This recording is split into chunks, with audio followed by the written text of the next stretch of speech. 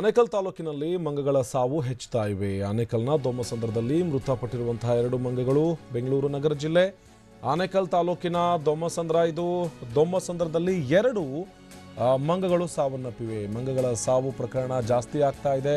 ದೊಮ್ಮಸಂದ್ರದಲ್ಲಿ 2 ಮಂಗಗಳು ಸಾವನ್ನಪ್ಪಿದ್ದು ತೂಕಡಿಕೆಯ ಸ್ಥಿತಿಯಲ್ಲಿರುವಂತಹ 4 ರಿಂದ 5 ಕೋತಿಗಳು ಈಗ ಬೆಂಗಳೂರಿನ ಆನೇಕಲ್ನಲ್ಲಿ ಕಂಡು ಬರ್ತಾ ಇವೆ.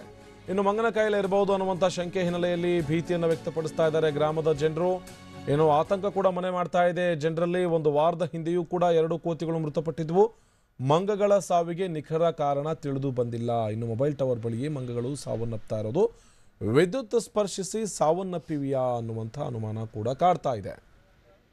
ಈ ಬಗ್ಗೆ ಮತ್ತಷ್ಟು ಮಾಹಿತಿಯನ್ನು ಕೊಡ್ತಾರೆ ನಮ್ಮ ಪ್ರತಿನಿಧಿ ಜಗದೀಶ್ ದೂರವಾಣಿ ಸಂಪರ್ಕದಲ್ಲಿ ಜಾಯ್ನ್ ಆಗಿದ್ದಾರೆ. ಜಗದೀಶ್, ಈ ಮಂಗಗಳ ಸಾವಿಗೆ ಮಂಗನ ಕಾಯಿಲೆ ಅಥವಾ ಮಂಗನ ಜ್ವರವೇ ಕಾರಣ ಅನ್ನುವಂಥ ವಿಷಯ ಏನಾದರೂ ದೃಢಪಟ್ಟಿದೆಯಾ? ಆ ವಿಚಾರವಾಗಿ ಏನಾದರೂ ವೈದ್ಯರು ಹೇಳಿಕೆಯನ್ನು ಕೊಟ್ಟಿದ್ದಾರಾ ಜಗದೀಶ್?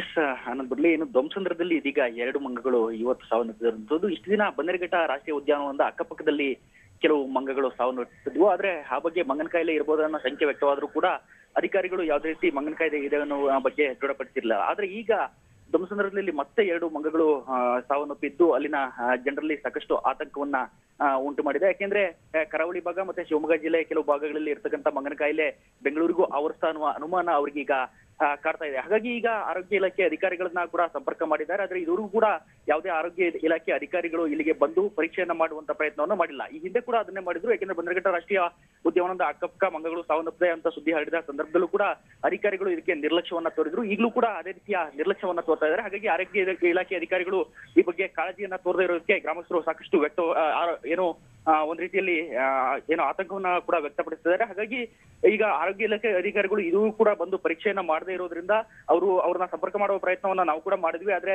ಯಾವುದೇ ರೀತಿಯ ಸಂಪರ್ಕಕ್ಕೆ ಅವರು ಇದುವರೆಗೂ ಕೂಡ ಸಿಗದೇ ಇರೋದ್ರಿಂದ ಜನರಲ್ಲಿ ಸಾಕಷ್ಟು ಭೀತಿ ಮತ್ತೆ ಆತಂಕ ಎರಡೂ ಕೂಡ ಮನೆ ಮಾಡಿದೆ ಅಂತ ಹೇಳ್ಬೋದು. ಆನಂದ್ ಬರ್ಲಿ. ಧನ್ಯವಾದ ಜಗದೀಶ್ ಮಾಹಿತಿಗಾಗಿ.